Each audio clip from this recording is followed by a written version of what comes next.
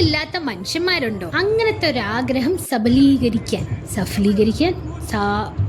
അത് പോട്ടെ, മനസ്സിലായല്ലോ അല്ലേ?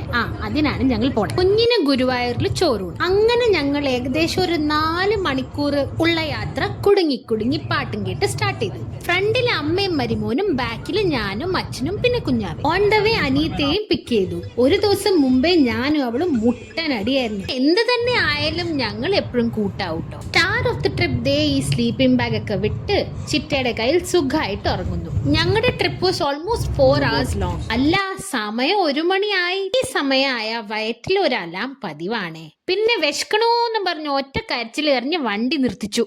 അങ്ങനെ കയറിയ ഹോട്ടലാണ് ഇത്.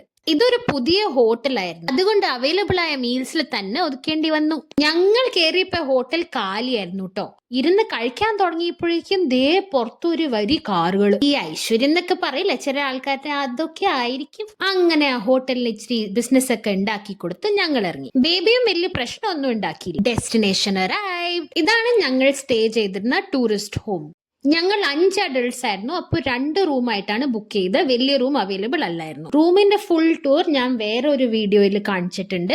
ലിങ്ക് ഡെസ്ക്രിപ്ഷനിൽ കൊടുത്തിട്ടുണ്ട്. So do check out if you are interested. അമ്മയും അച്ഛനും ചോറൂണിന്റെ കാര്യങ്ങൾ അന്വേഷിക്കാൻ പോയി. ഞങ്ങൾ അടുത്ത് തന്നെ ചായയും പപ്സും തട്ടി. ഇനിഷ്യൽ പ്ലാൻ അന്ന് വൈകിട്ട് തന്നെ ചോറൂണിന്റെ ആയിരുന്നു. പക്ഷെ അന്ന് ഏകാദശി ആയതുകൊണ്ട് ആ സർവീസ് അവൈലബിൾ അല്ലായിരുന്നു. അപ്പോൾ നിങ്ങൾ പോകുമ്പോൾ ഡേയ്സ് പ്ലാൻ ചെയ്തിട്ട് പോവുക. മോർണിംഗ് 5 AM തൊട്ട് എപ്പോ ഒക്കെ നട ഓപ്പൺ ആണോ അപ്പോ ഒക്കെ ചോറൂണിന്റെ സുവിധയുണ്ട്. ഞങ്ങൾ നെക്സ്റ്റ് ഡേ ഏർലി മോർണിംഗ് ഒരു 5 ആയപ്പോ അമ്പലത്തിൽ എത്തി. It really didn't feel like 5 AM. എന്ത് തിരക്കായിരുന്നു. ഈവൻ ചോറൂണിന്റെ സ്ഥലത്തും ഭയങ്കര തിരക്ക്.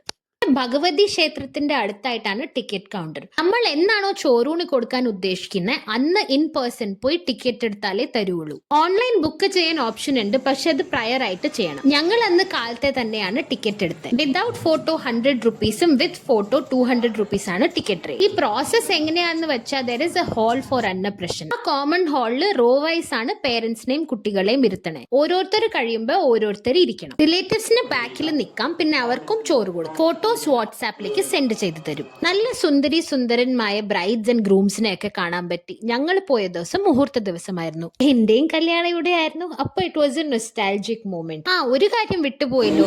ചോറൂണ് കഴിഞ്ഞ് അമ്മയ്ക്കും അച്ഛനും കുഞ്ഞിനും ലൈനിൽ വെയിറ്റ് ചെയ്യാണ്ട് ദർശനവും കിട്ടും. പിന്നെ ഫീഡിംഗ് റൂം ഫെസിലിറ്റിയും അടുത്ത് തന്നെ ഉണ്ട്.